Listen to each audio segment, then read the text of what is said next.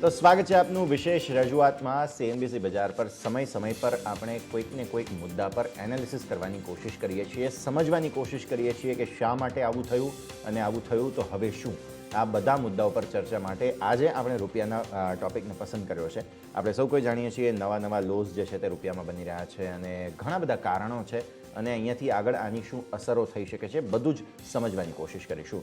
તો રૂપિયાની આ ખાસ રજૂઆતમાં આપણી સાથે વાતચીત કરવા માટે સીઆર ફોરેક્સના અમિત બાબારી અને કુંવરજી ગ્રુપના રવિ દિયોરા જોડાઈ રહ્યા છે. આ બંનેનું સ્વાગત છે અને સૌથી પહેલાં તો ગ્રીટિંગ્સ આપને અને થોડું સમજવાની કોશિશ કરીએ કે શા માટે આટલી મોટી અવમૂલ્યન, જેને પ્રોપર અર્થશાસ્ત્રની ભાષામાં કહેવાય છે કે રૂપિયાનું અવમૂલ્યન થયું, તો નવા લોઝ બની રહ્યા છે, મતલબ કે અવમૂલ્યન થઈ રહ્યું છે. તો શા માટે થઈ રહ્યું છે અને કઈ કઈ પરિસ્થિતિઓ રહી તેની થોડી વાત કરીએ. અમિત, સૌથી પહેલાં તો કારણો સમજવાની કોશિશ કરીએ કે શા માટે આટલો મોટો ઘટાડો આવ્યો અને રૂપિયાની અંદર નવા લોઝ જે છે તે સતત બનતા આપણને જોવા મળી રહ્યા છે. થેન્ક યુ યશ. અગર આપણે જોઈએ લાસ્ટ એક મહિનાની અંદરમાં તો ડોલર ઇન્ડેક્સ જે છે એ અંદાજે 3-4% ઉપર ગયું છે. એની સામે આગળ આપણે બીજી બધી ઇમર્જિંગ માર્કેટ કરન્સીઝ જોઈએ, લાઈક બ્રાઝિલિયન રેલ એ 12%થી વીક થયું છે ડોલરની સામે. સાઉથ આફ્રિકન રેન્ડ 8-9%થી વીક થયું છે ડોલરની સામે. તો આપણે અગર જોઈએ તો બધા જેટલા બી કરન્સીઝ છે એ બધા વીક થયા છે ડોલરની સામે. એનો એક ઇમ્પોર્ટન્ટ રીઝન એ છે કે યુએસની જે ઇકોનોમી છે દેટ ઇઝ ડુઈંગ ફેન્ટાસ્ટિક વેલ.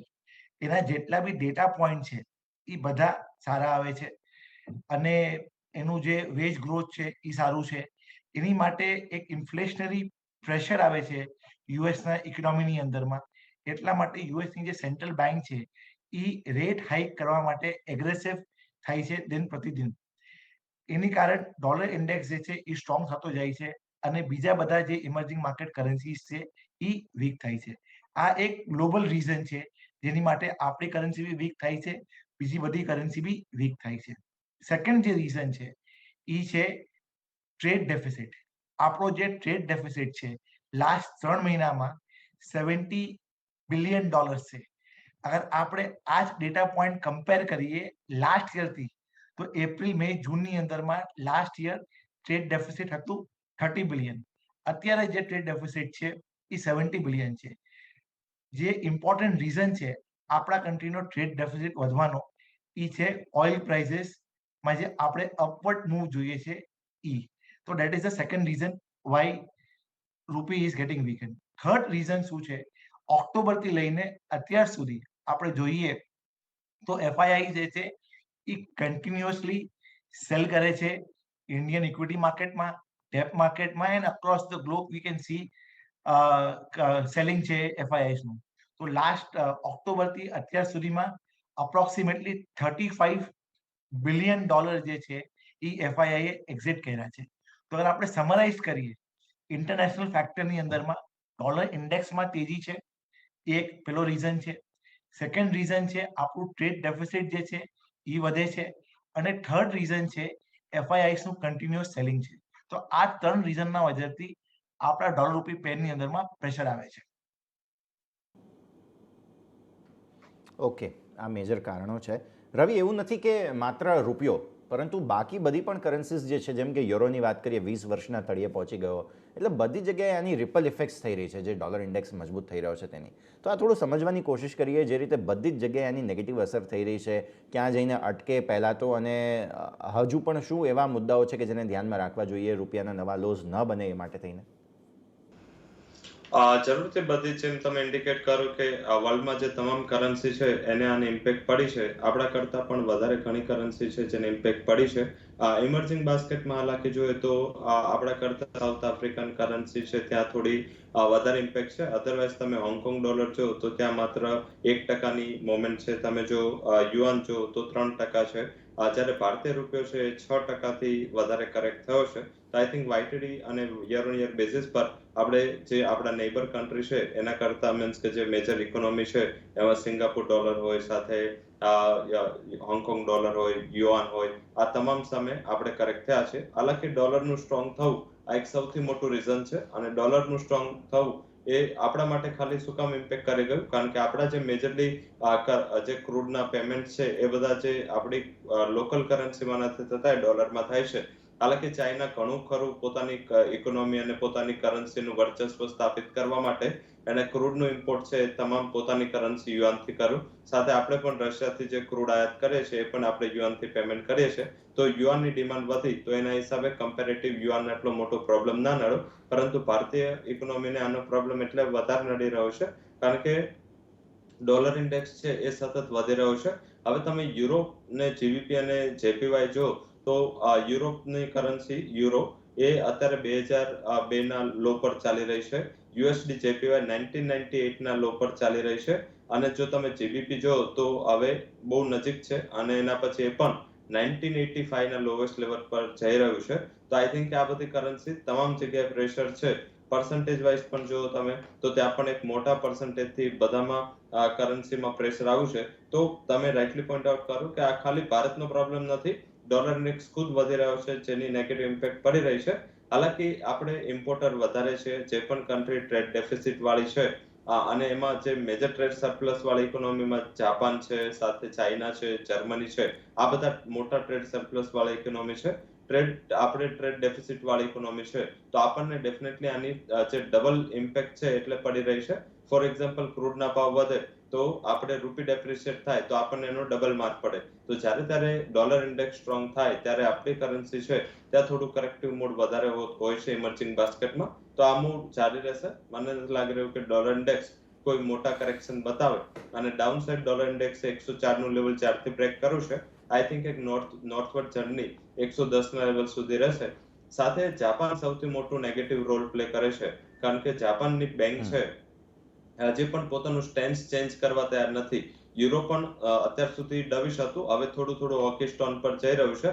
જ્યાં સુધી એ લોકો પોતાના રેટના રિલેટેડ હોકી સ્ટોન નહીં આપે ત્યાં સુધી જાપાનીઝ યેન કે પછી યુરોમાં કોઈ મોટી એપ્રિસિએશન નહીં જોવા મળે. જીબીપી ને પ્રોબ્લેમ નડી રહ્યો છે ત્યાંના પોલિટિકલ જે પણ અનસર્ટનિટીઝ છે એનો. તો આઈ થિંક આ ત્રણેય કરન્સી મને નથી લાગી રહ્યું કે કોઈ જલ્દીથી મોટી સ્ટ્રેન્થ બતાવે. હાલાકી આટલા મોટા કરેક્શન પછી થોડી વોલ્ટાલિટી જોવા મળે પણ ઓલ ઓવર ડોલર ઇન્ડેક્સનું આઉટલુક મને એવું લાગી રહ્યું છે કે આગળ જતા 110 સુધીના લેવલ જોવા મળે તો પણ નવાય નહીં.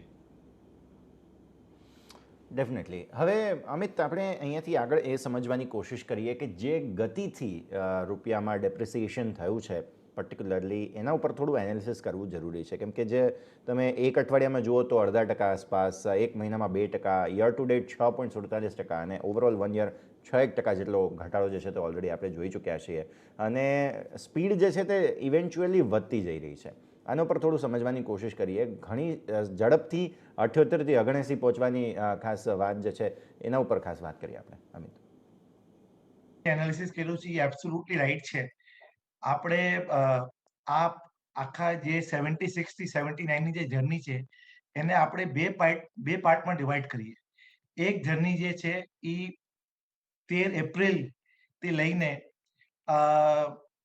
અંદાજે તમે પકડો 26 જૂન સુધીની. એ ટાઈમમાં ડોલર રૂપી જે છે 76 થી 78 ગયું. રૂપિયામાં ડેપ્રિસિએશન થયો જેની માટે રૂપીને 63 ડેઝ લાગ્યા અને લાસ્ટ 10 દિવસની અંદરમાં 78 થી 79 30 ગયો. હવે જ્યારે જે એ લાસ્ટ જે 63 ડેઝ હતા આના પહેલાના એમાં શું થયું હતું, આરબીઆઈ નું જે ઇન્ટરવેન્શન હતું એ બહુ જ સ્ટ્રોંગ હતું. આરબીઆઈ 3 પાર્ટમાં ઇન્ટરવેન્શન કરતી હતી. એક સ્પોટ માર્કેટમાં ઇન્ટરવેન્શન કરતી હતી. જ્યારે આરબીઆઈ સ્પોટ માર્કેટમાં ઇન્ટરવેન્શન કરે ત્યારે આપણને એનો ડેટા પોઈન્ટ ખબર પડે ફોરેક્સ રિઝર્વના ડેટાથી. તો ફોરેક્સ રિઝર્વ તમે જોશો તો 11-13 એપ્રિલની આસપાસમાં 603 બિલિયન હતો. ઈ 593-594 ની આસપાસે આવ્યો. તો ઓલમોસ્ટ 17 to 18 બિલિયન આરબીઆઈએ સ્પોટ માર્કેટમાં સેલ કર્યા.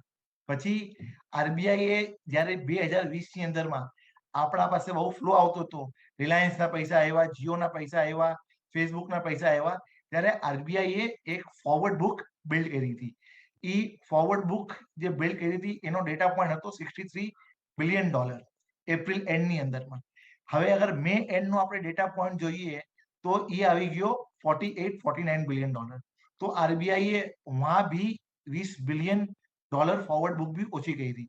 તો 20 બિલિયન સ્પોટમાં, 15 થી 20 બિલિયન સ્પોટમાં, 15 થી 20 બિલિયન ફોરવર્ડ માર્કેટમાં, તો 40 બિલિયનનો આરબીઆઈએ સેલ કર્યો. ને જ્યારે બીજી બધી કરન્સી વીક કરી હતી, આરબીઆઈએ ફેન્ટેસ્ટિક તરીકેથી એ કરન્સીને જે પેસ હતી એ રોકી. લાસ્ટ 26 જૂન થી અગર તમે જોશો તો રૂપિયામાં ₹1 વધારે આવી ગયો. એનો જે ટ્રિગરિંગ પોઈન્ટ હતો એ આપણે એનાલિસિસ કરીએ. આરબીઆઈ પેલા સ્પોટ માર્કેટમાં ઇન્ટરવીન કરતું હતું અને ઇન્ડિયાના ફોરવર્ડ માર્કેટમાં ઇન્ટરવીન કરતું હતું. પછી આરબીઆઈ એક સ્ટેપ હજી આગળ વધી હતી. આરબીઆઈ જે ફ્યુચર્સ માર્કેટ હોય, કરન્સી ફ્યુચર્સ માર્કેટ હોય, જે એનએસસી અને બીએસસી માં ટ્રેડ થતું હોય, એમાં આરબીઆઈએ પોતાનું ઇન્ટરવેન્શન સ્ટાર્ટ કર્યું. તો જનરલી ઓપન ઇન્ટરેસ્ટ જે હોય કરન્સી ફ્યુચર્સમાં હિસ્ટોરિકલી એમ જોવા મળ્યું છે કે $1 બિલિયન હોય જે કરંટ મંથની એક્સપાયરી હોય. તો એ જૂન મંથની એક્સપાયરી હતી 26 જૂને, એક્સ્ટ્રીમલી સોરી, 26 જૂને જે જૂન મહિનાની એક્સપાયરી હતી, એનો ઓપન ઇન્ટરેસ્ટ $8.8 બિલિયન માં વયો ગયો હતો. પછી એ 8.8 બિલિયન થી ઓછું થયું અને 4.9 બિલિયનમાં આવ્યું.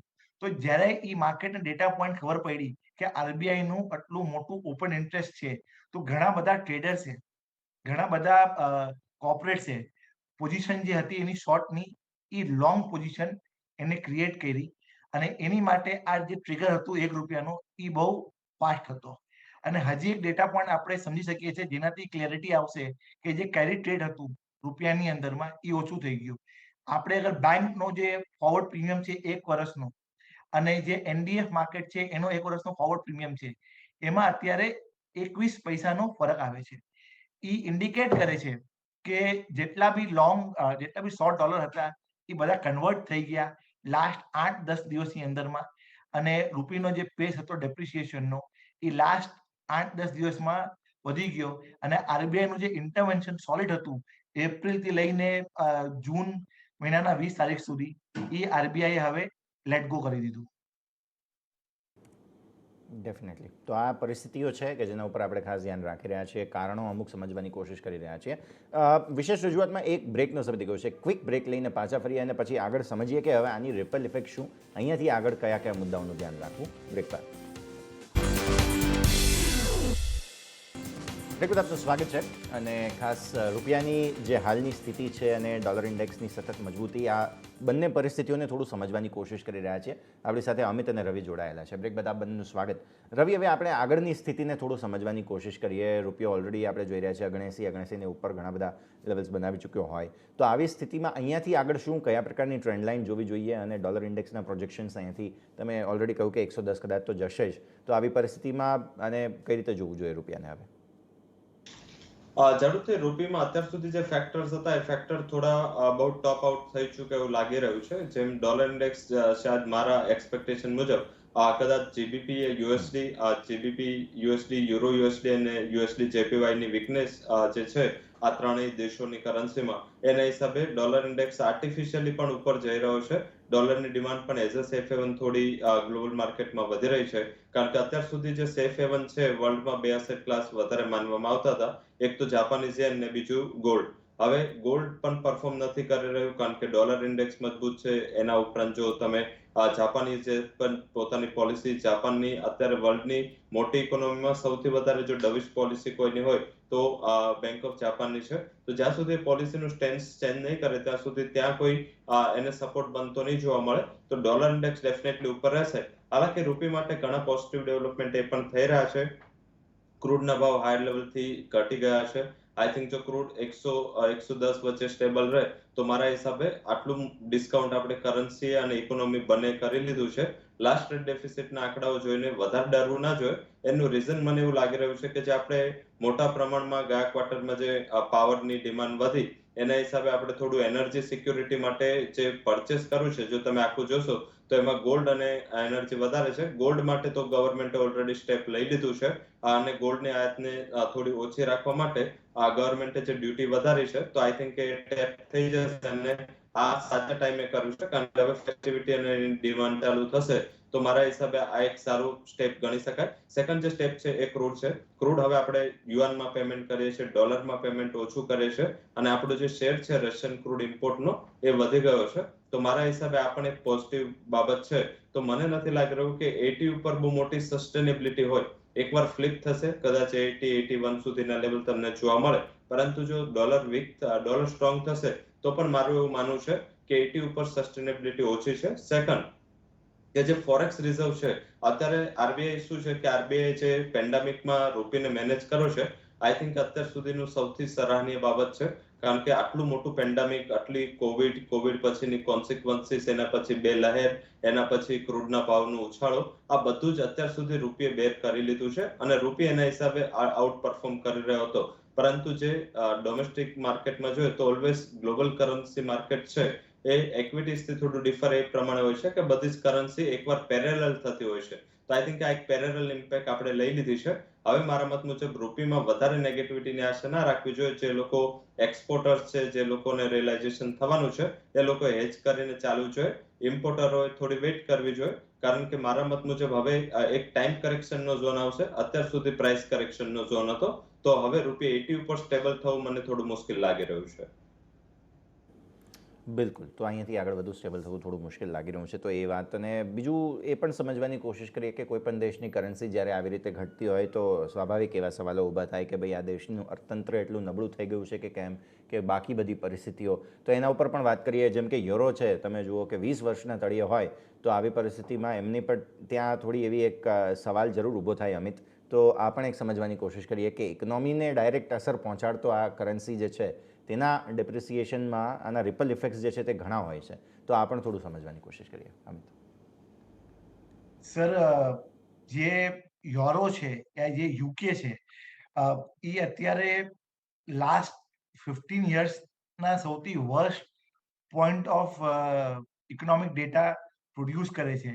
આપણે જોઈએ યુરોપની અંદરમાં જે સૌથી મોટી જે ઇકોનોમી છે એ છે જર્મનીની. જર્મનીનું આપણે એક્સપોર્ટ જોઈએ અને ઇમ્પોર્ટ જોઈએ તો એનું હંમેશા એક્સપોર્ટ જે છે એ હંમેશા વધારે હતું. લેકિન આજે જર્મની જેવી જે કન્ટ્રી છે એના પેલા 15 વર્ષની અંદર પહેલી વાર એને ટ્રેડ ડેફિસિટ થયું છે. બીકોઝ ચાઇનાનું જે ડિમાન્ડ હતી, જે જર્મની જે ચાઇનાને એક્સપોર્ટ કરતી હતી મેઇનલી પોતાના બધા ગુડ્સ, એ આજે ચાઇનાની ડિમાન્ડ ઓછી થઈ તો એમાં જર્મનીને પ્રોબ્લેમ આવે છે. બીજો જે એન્ટાયર રશિયા યુક્રેન જે વોર થયો એની વજહથી એક એનર્જી ક્રાઇસિસ યુકેની અંદરમાં ને અને યુરોપની અંદરમાં આપણને જોવા મળે છે. એ એનર્જી ક્રાઇસિસ એટલું છે કે અત્યારે જે લાસ્ટ 16 દિવસની અંદરમાં જે ગેસોલિન પ્રાઇસ હોય યુરોપની અંદરમાં એ 100% થી વધી ગયા છે. કેમ કે લોકોને લાગે છે કે રશિયા જે છે એ વિન્ટર્સમાં એ લોકોને ગેસ સપ્લાય નહીં કરે, એટલા માટે હોર્ડિંગ કરે છે બધા, અને એ પ્રોબ્લેમ છે. થર્ડ, જે યુરોપની અંદરમાં પ્રોબ્લેમ છે એ છે ઇન્ફ્લેશનનો. ઇન્ફ્લેશન, કેમ કે ક્રૂડનો પ્રાઇસ, બધી વસ્તુનો પ્રાઇસીસ એટલા હાઈ છે કે ઇન્ફ્લેશન જે છે એ 10 થી 12 વર્ષના હાઈએસ્ટ લેવલમાં છે. અને જે એની સેન્ટ્રલ બેંક છે, ઇકોનોમીમાં એટલા બધા પ્રોબ્લેમ છે તો બી એ રેટ હાઇક જે કરવી જોઈએ એ રેટ હાઇક એ કરી નથી શકતી. તો એની વજહથી આપણને લાગે છે કે યુરો જે છે એ it is in a downward trend. અગર આપણે યુકેમાં જોઈએ તો યુકેમાં બી જે આર્થિક સ્થિતિ છે એ ખરાબ છે. એક વहाँ એનર્જી ક્રાઇસિસ છે, બીજા બધા જેના ડેટા છે એ ખરાબ આવે છે, એની સેન્ટ્રલ બેંક ડેટા ખરાબ આવે છે, એના પછી બી ઇન્ટરેસ્ટ રેટને હાઇક કરે છે, જેનો રિપલ ઇફેક્ટ આવે છે ઇકોનોમીની અંદરમાં, અને બીજા બધા ડેટા જે સારા આવતા હતા એ બી ખરાબ આવવા લાગ્યા. પ્લસ એક પોલિટિકલ અનસર્ટનિટી છે. તમે જો ગઈકાલે જે એના ફિનાન્સ મિનિસ્ટર હતા ઋષિ સુનક, એને બી રેઝિગ્નેશન આપ્યું. પ્લસ જે બ્રેક્ઝિટનો ઇસ્યુ હતું, એ બધા ઇસ્યુ જે છે એ બધા ઘરેલા છે. એટલા માટે અમને લાગે છે કે યુરો જે છે એ પેરિટીની તરફ મૂવ થશે. જે યુકેનો જે પાઉન્ડ જે છે એ કરંટ 1.19 ના લેવલથી it can move towards 1.15 first target, અને સેકન્ડ ટાર્ગેટ આપણે એક્સપેક્ટ કરી શકીએ છીએ 1.12 નો.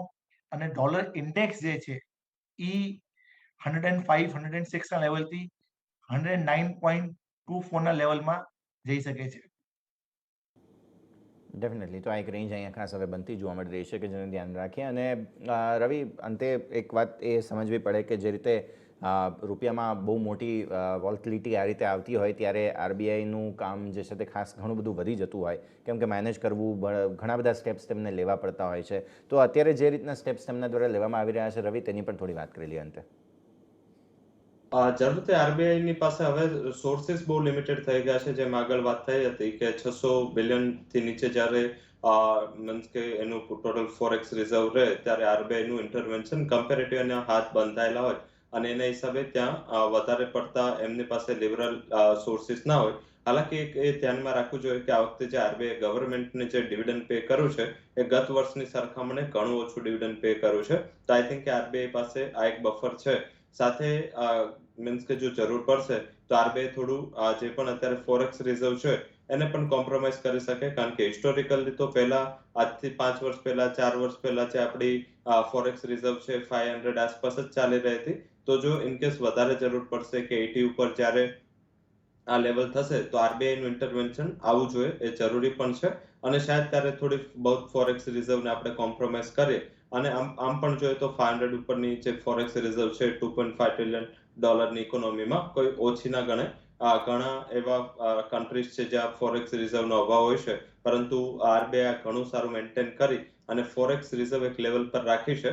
હાલાકી અત્યારે આરબીઆઈ એટલે ઇન્ટરવેન્શન નથી કરતું, કારણ કે વધારે જો ઇન્ટરવેન્શન કરીને તમે જો તમારી કરન્સીને સ્ટ્રોંગ રાખો તો ફોરેન ઇન્વેસ્ટર્સ છે એ જો ઇન્ડિયામાંથી પોતાનું ફંડનો જે આઉટફ્લો છે વધારે દે, કારણ કે જે કરન્સી સ્ટેબલ છે વર્લ્ડમાં જો આપણે જ ના ઘટે અને બીજી કરન્સી ઘટી હોય તો એ લોકો ત્યાંથી અવોઇડ કરે અને ઇન્ડિયામાંથી આઉટફ્લો ચાલુ કરી દે. તો મારા હિસાબે આરબીઆઈને બંને પાસે ધ્યાન રાખવાનું રહેશે, પરંતુ 80 ઉપર જો રૂપી જશે તો ડેફિનેટલી આરબીઆઈ સ્ટેપ્સ લેશે અને આરબીઆઈ છે એ આના ઉપર ઇન્ટરવેન્શન લાવશે.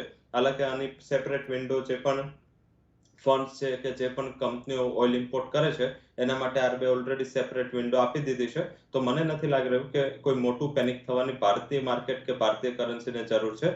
આરબીઆઈના મેનેજમેન્ટ ઉપર મને ઘણો ટ્રસ્ટ છે અને જે રીતે કોવિડમાં અને સાથે સાથે ક્રૂડ ક્રાઇસિસમાં આપણે મેનેજ કર્યું છે, શાયદ આગળનો ટાઈમ પણ મેનેજ કરી લઈશું.